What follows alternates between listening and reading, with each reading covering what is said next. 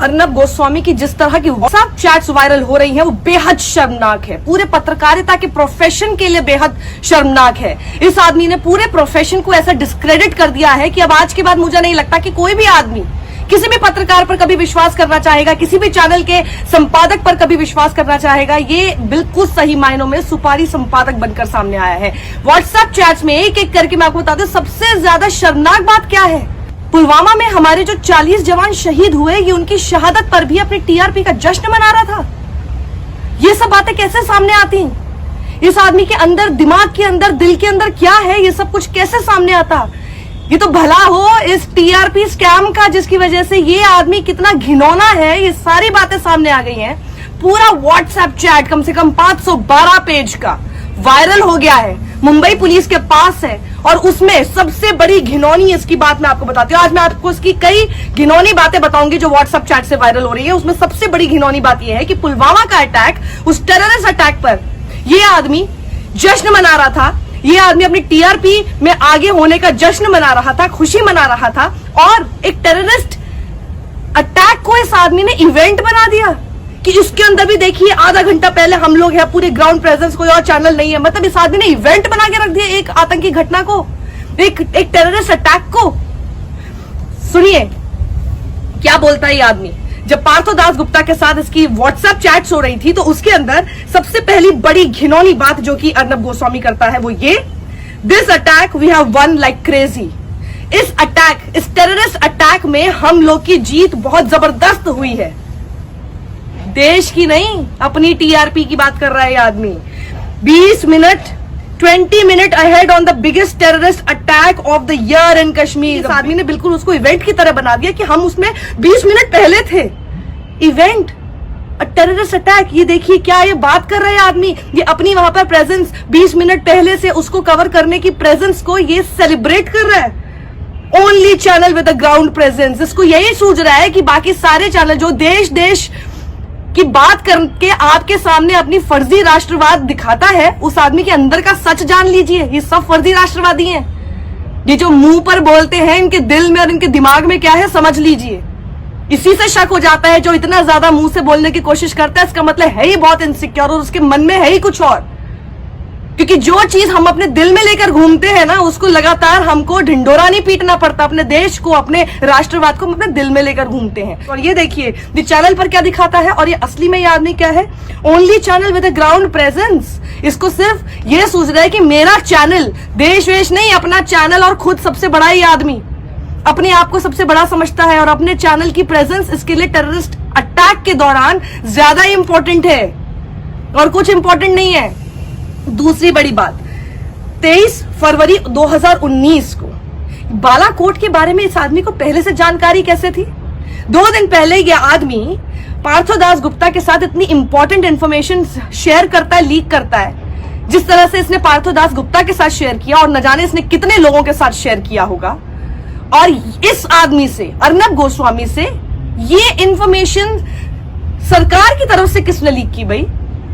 ये information army क्या करने जा रही है, ये इंफॉर्मेशन अर्नब गोस्वामी के पास कैसे आई? सबसे पहली बात, 2 दिन पहले देखिए क्या लिखता है, समथिंग बिग विल हैपन। पूरी श्योरिटी के साथ इसने कहा that something big will happen, something major will be done this time. इसने बोला कि इस बार कुछ बहुत बड़ा होने वाला है और बहुत बड़ा किया जाएगा। तो पार्थो दास गुप्ता बोलता है अच्छा, good for the big man in this season. In this season मतलब इलेक्शन सीजन। आपको पता ही है 2019 में इस घटना के थोड़े समय बाद ही इलेक्शन होने वाले थे। इनको इससे सिर्फ यही मतलब है, एक बड़ी आतंकी घटना इस बीच हो चुकी है, हमारे 40 जवान शहीद हो चुके हैं और इनको सिर्फ इस बात से मतलब है कि नरेंद्र मोदी जो है उनके लिए बहुत अच्छा समय है ये, इस इलेक्शन सीजन में गुड स्वीप उनको मिलेगी। और आगे लिखता है he will sweep polls then. पूरा जिक्र किया, इलेक्शन पोल्स को स्वीप कर जाएंगे नरेंद्र मोदी। ये इनकी बातचीत हो रही है। और फिर जब वो पूछता है कि किस तरह की स्ट्राइक होगी तो अर्नब गोस्वामी बताता, देखिए उसके पास डिटेलिंग कितनी है, bigger than a normal strike and also एक नॉर्मल स्ट्राइक से बहुत बड़ी होगी। और इसके अलावा सेम टाइम पर something major on Kashmir, Kashmir में भी कुछ बहुत मेजर होने वाला है। ऑन पाक the government is confident of striking in a way that people will be elated. वो कह रहे हैं कि पाकिस्तान वाले मामले पर जो गवर्नमेंट है, जो सरकार है, अब इस आदमी कितनी पहुंच है सरकार में, तो सोचिए ये सरकार की क्या सोच को यहां पर बयां करता है। अब आप इसको ध्यान से सुनिएगा। पाकिस्तान के मसले पर सरकार पूरी तरह से कॉन्फिडेंट है इस तरह से हमला करने को लेकर जिससे कि लोग बहुत खुश हो जाएंगे। लोगों की खुशी वॉज इंपॉर्टेंट, शहीदों का बदला लेना was not important. Election time था और लोग खुश होने चाहिए। इसीलिए आपने देखा था कि जब चीन ने इसी प्रकार की घटना हमारे साथ की, हमारे ऊपर हमला किया, हमारी शहादत भी हुई, तब इस तरह का रिएक्शन कोई हमारे देश की तरफ से तो नहीं आया, ना ही इलेक्शन था, और आप लोगों को सिर्फ इसी बात से खुश कर दिया गया कि चलो टिकटॉक बैन कर दिया जाए।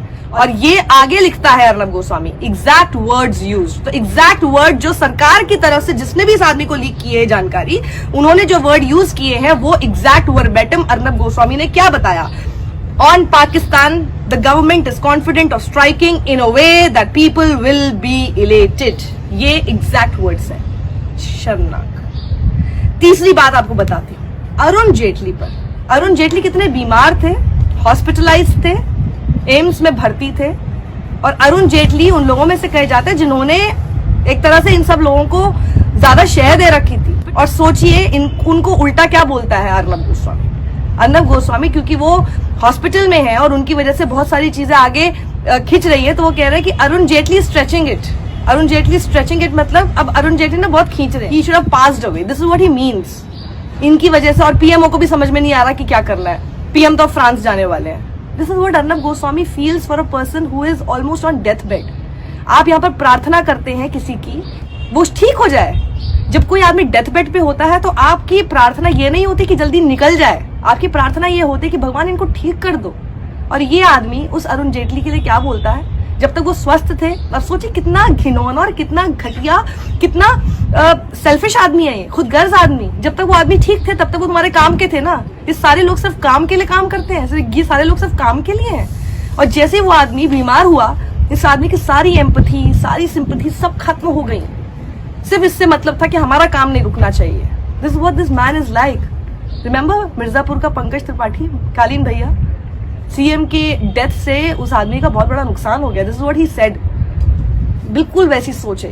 और पूरी चैट देखेंगे तो दिखाई देगा आपस में जो एक जैसे ही काम करते हुए सारे चैनल नजर आ रहे हैं, एक दूसरे से कितना हेट करते हैं। एक दूसरे से आगे बढ़ने के लिए ये लोग कुछ भी कर सकते हैं। एक दूसरे को कितने घटिया भद्दे नामों से पुकार रहे हैं। मतलब इनकी दुश्मनी आपस में कितनी ज्यादा है। ये आपस में एक दूसरे, ये तो कहते हैं कि आइडियोलॉजिकली है, आइडियोलॉजिकली भी ये लोग साथ नहीं है। ये सिर्फ और सिर्फ सत्ता की गोद में बैठना चाहते हैं इसलिए ताकि इनके फायदे हों। ये कोई आइडियोलॉजिकली भी साथ नहीं है।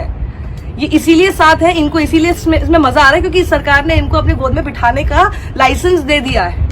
बहुत सही समय है, सरकार को समझना चाहिए। ऐसे लोगों से सबसे पहले अब किनारा कर लीजिए। ये आपके बारे में भी कोई बहुत अच्छा नहीं सोचते। अपनी पूरी चैट में एएस से मिलूंगा, मैं पीएम से मिलूंगा, मैं मुझे ये वाले आईएनबी मिनिस्टर पसंद नहीं है, वो वाले से बेटर ये है, ये सब डिस्कशन ये आदमी कर रहे हैं। और सिर्फ एक आदमी के साथ चैट वायरल हुई है ना, पता नहीं कितने लोगों के साथ इस तरह के डिस्कशन होते हैं और होते रहे होंगे। This is what he thinks about your people and you have been relying on him.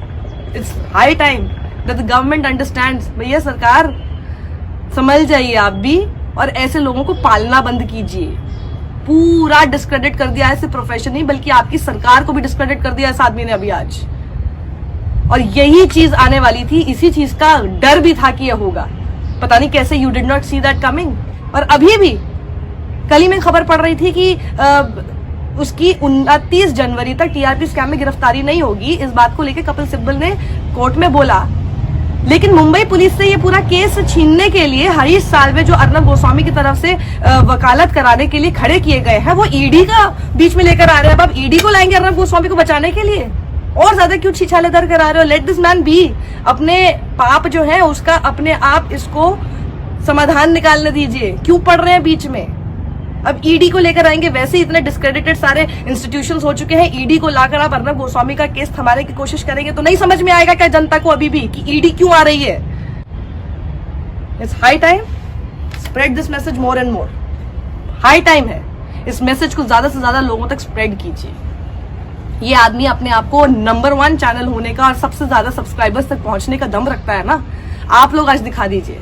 उससे ज्यादा रीच इसके पोल पट्टी खोलने की होगी, उससे ज्यादा रीच, उससे ज्यादा लोगों तक इसकी पोल पट्टी आज खुलेगी। इसका भंडाफोड़ आज ज्यादा लोगों तक पहुंचाना है। Spread this.